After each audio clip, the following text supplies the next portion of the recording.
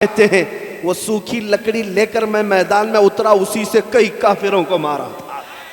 وہ تلوار سے زیادہ اثر کرتی تھی۔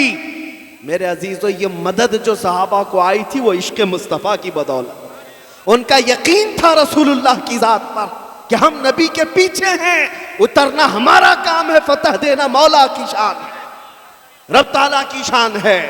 اسی لیے آپ کو پتا ہے جب عراق فتح ہوا 300 صحابہ تھے سعد ابن ابی وقاص کے ساتھ۔ یہ صحابی کا عقیدہ تو دیکھو، صحابی رسول ہیں۔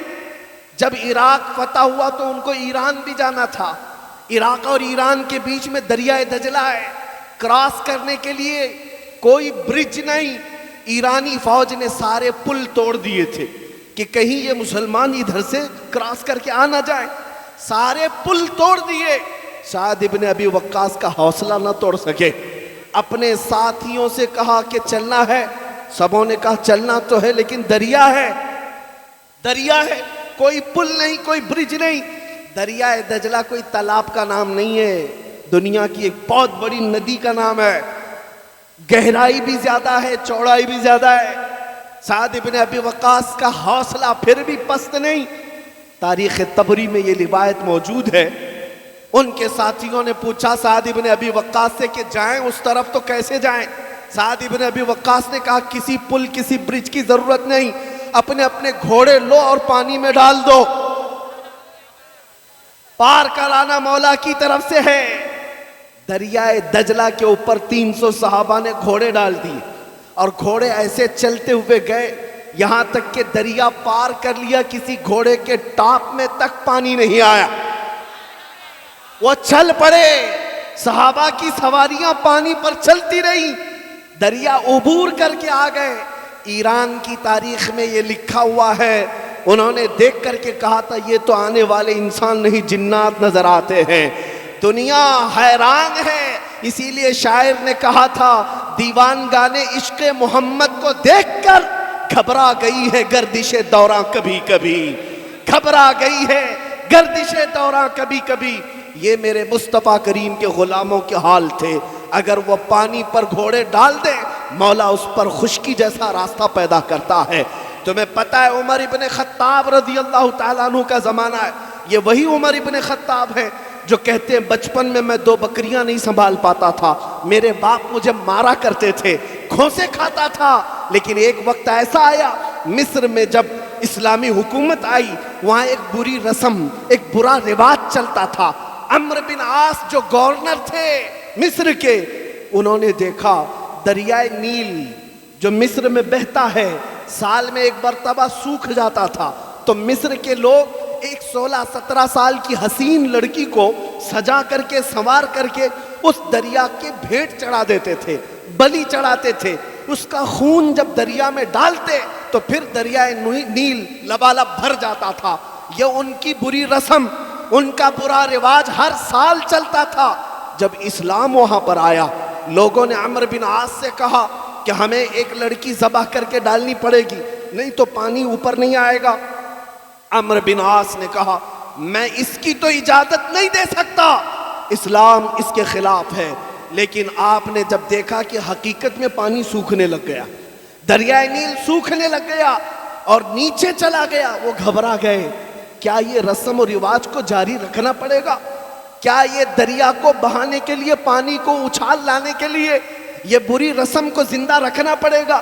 اسی کشمکش میں عمرو بن عاص نے خط لکھا مدینے میں عمر ابن خطاب کو رضی اللہ تعالیٰ عنہ۔ امیر المومنین عمر ابن خطاب کے پاس جب خط آیا، سنو اے مسلمانوں، جو یہ کہتا ہے میرے مصطفیٰ کی غلامی میں نفع کیا ہے، حضور کی وفاداری میں فائدہ کیا ہے، کان کھول کر سن لے، فائدہ میں بتاتا ہوں۔ عمر ابن خطاب اس کے بعد جواب میں ایک خط عمرو بن عاص کو لکھتے ہیں جو مصر کے گورنر تھے، اور دوسرا خط دریائے نیل کے نام پہ لکھتے ہیں۔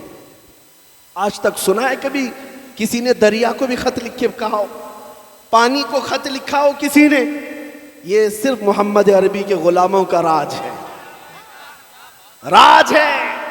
خط عمرو بن عاص کو لکھا، کہا تم نے جو کیا بالکل صحیح کیا، تم اپنی اس بات پر قائم رہو، اور ایک خط میں تمہیں بھیج رہا ہوں، یہ دریائے نیل میں دے دینا۔ دریائے نیل کو کیا خط لکھا تھا؟ خط لکھا بسم اللہ الرحمن الرحیم، اے دریائے نیل، اگر تو اللہ کے حکم سے چلتا ہے تو عمر ابن خطاب اللہ کا بندہ حکم دیتا ہے کہ جاری ہو جا، اور اگر اللہ کے حکم سے نہیں چلتا تو ہمیں تیرے پانی کی کوئی ضرورت نہیں۔ یہ خط لکھا اور بھیجا۔ حضرت عمرو بن عاص کے پاس جب عمر ابن خطاب کا خط آیا، جب دونوں خط آئے، اپنا خط رکھ لیا، دریائے نیل کا خط لے جا کر دریائے نیل میں ڈالا۔ تاریخ میں موجود ہے، اچانک جوش آیا پانی میں اور 16 گز اوپر دریائے نیل کا پانی بہنے لگا، اور اتنا ہی نہیں 1400 سال گزر گئے، آج بھی دریائے نیل لبالب بھرا نظر آتا ہے۔ یہ کہنا یہ چاہتا ہوں، تم پوچھتے ہو محمد عربی کے غلامی میں ملتا کیا ہے؟ ایک بار حضور کی وفاداری کر کے تو دیکھ لو، دنیا تو دنیا ہے، پانی پر بھی مولا تمہارا راج قائم فرمائے۔ بے شک، سبحان اللہ، نعرہ تکبیر، نعرہ رسالت، عصمت رسول اکرم، وقار رسول اکرم، سبحان اللہ۔ جب تک بکے نہ تھے تو کوئی پوچھتا نہ تھا، جب تک بکے نہ تھے تو کوئی پوچھتا نہ تھا، یا رسول اللہ تم نے خرید کر ہمیں انمول، بک کر کے تو دیکھو اے جوان، بہت اچھے مفتی بک کر کے تو دیکھو۔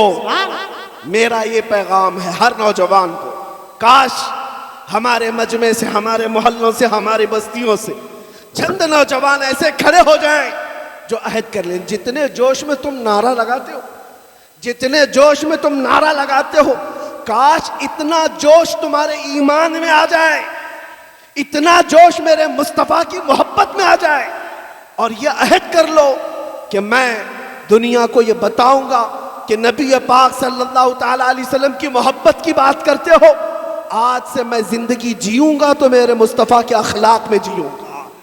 جس دن یہ نوجوانوں طے کر لو تو پھر بازار نبی میں بکنے کی بات، شاعر نے کہا ہے بے دام ہی بک جائیے بازار نبی میں، بے دام ہی بک جائیے بازار نبی میں، اس شان کے سودے میں خسارے نہیں ہوتے، یہ ناز یہ انداز ہمارے نہیں ہوتے، جھولی میں اگر ٹکڑے تمہارے نہیں ہوتے، جب تک کہ مدینے سے اشارے نہیں ہوتے، روشن میری قسمت کے ستارے نہیں ہوتے۔ سبحان اللہ، ایک دن تم بھی اعلان کرو گے، تمہیں بھی وہ عزتیں دیکھنی ہوں گی، انشاءاللہ۔ جو کچھ بھی عزت ہمیں ملتی ہے وہ میرے مصطفیٰ کے قدموں سے ملتی ہے۔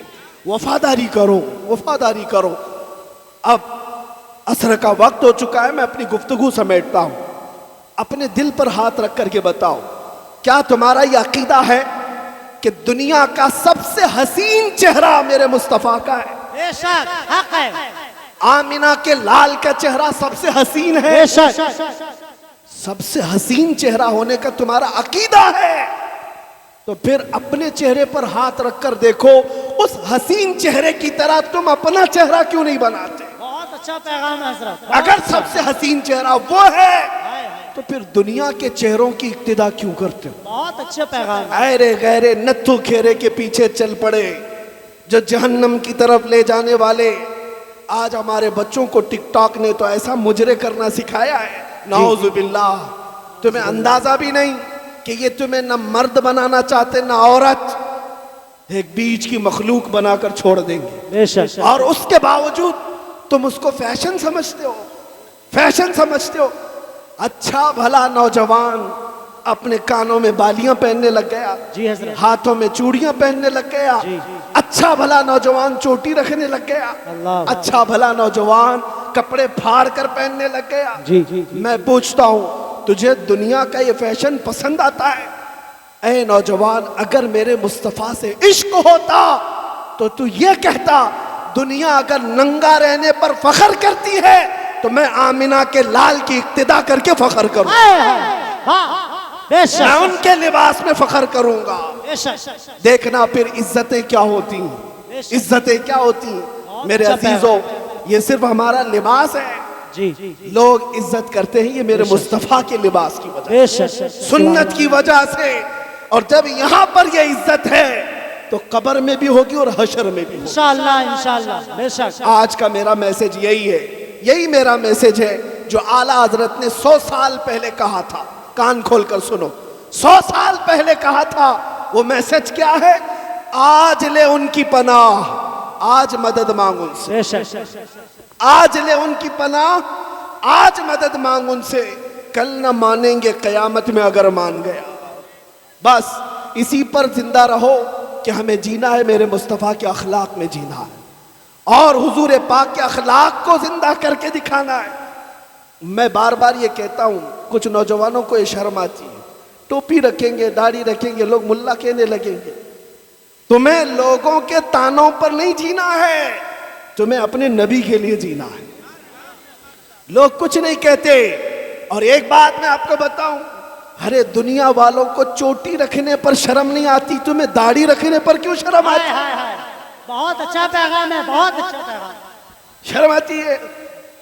بہرحال میرے مصطفیٰ کریم صلی اللہ تعالیٰ علیہ وسلم کے اخلاق کی طرف آؤ، بے شک۔ پھر دنیا تمہیں بتائے گی۔ میں نے دیکھا ہے ایک صحابی رسول حضرت نعمان، یہ بہت بڑے بادشاہ کے دربار میں گئے۔ جب اس بادشاہ کو پتا چلا محمد عربی صلی اللہ علیہ وسلم کا ایک صحابی آ رہا ہے، اس نے ریشم کا کارپیٹ بچھایا اور کرسی سونے کی کلئی کی ہوئی، سونے کی کلئی کی ہوئی کرسی بچھایا۔ حضرت نعمان آئے۔ دنیا کے اس چکا چوند سے کبھی میرے آقا کے غلام اس طرح دل نہیں دے بیٹھتے۔ آئے اور اس دربار میں اپنی چھڑی سے اس ریشم کے قالین کو پھاڑ دیا اور کہا میں اس پر نہیں چلنا چاہتا۔ جی۔ پھر جب کرسی کے پاس آئے اس کو ٹھوکر دے کر گرا دیا، کہا لکڑی کی کرسی پر بیٹھتا ہوں۔ بادشاہ نے کہا